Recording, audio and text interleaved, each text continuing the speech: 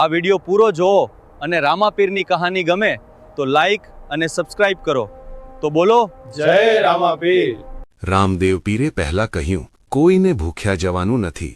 જો કોઈ બનાવટ કરીને ભૂખ્યો જશે તો અમારો ભમરિયાળો ભાલો જ્યાં હશે ત્યાં તેને તરત જ વીંધી નાખશે. હવે જે ઈચ્છા હોય તે કહો, હું તમારી સેવામાં હાજર છું. 5 પીરોએ અગાઉના સંકેતને અનુસરી ફકીરો જાત જાતના ભોજન માગવા લાગ્યા.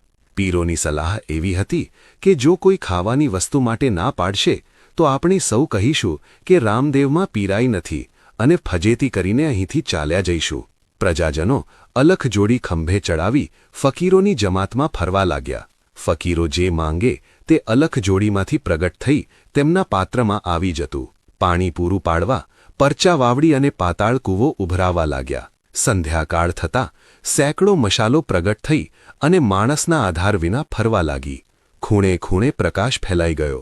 આ બધું જોઈ પીરો અને ફકીરો માફી માગવા લાગ્યા. ત્યારબાદ રામદેવ પીરે પોતાના સ્વમુખે અમૃતવાણી સંભળાવી.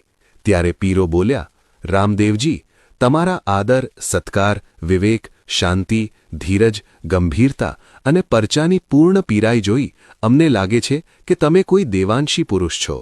એ સાંભળી બધા પીરો અને ફકીરો બોલી ઉઠ્યા, જય રામાપીર. પછી બધાએ વિદાય માગી. રામદેવજી તેમને રણુજાના સીમાડા સુધી વળાવવા સાથે ગયા. જ્યાં 5 પીપળા પ્રગટ કર્યા હતા ત્યાં પહોંચ્યા અને એક સુથારને પીપળાની ડાળ કાપવા કહ્યું. પીપળાની ડાળ કાપી અને 5 પીરોને તેના ઉપર બેસવા કહ્યું. 5 પીર રામદેવ પીરની વાત સાંભળી નવાઈ પામ્યા અને એકબીજાની સામે જોવા લાગ્યા. ત્યારે રામદેવ પીરે કહ્યું, સંકોચ ન કરો, ડાળ ઉપર બેસી જાઓ. આ પીપળાની ડાળ તમને મક્કા સુધી પહોંચાડી દેશે. આ સાંભળી 5 પીર ડાળ ઉપર બેસી ગયા. રામદેવ પીરે અલખ નિરંજન કહ્યું અને પીપળાની ડાળ 5 પીરને લઈને આકાશમાં ઉડવા લાગી અને મક્કા તરફ જવા લાગી. ડાળ ઉપર બેઠેલા 5 પીરો રામદેવ પીર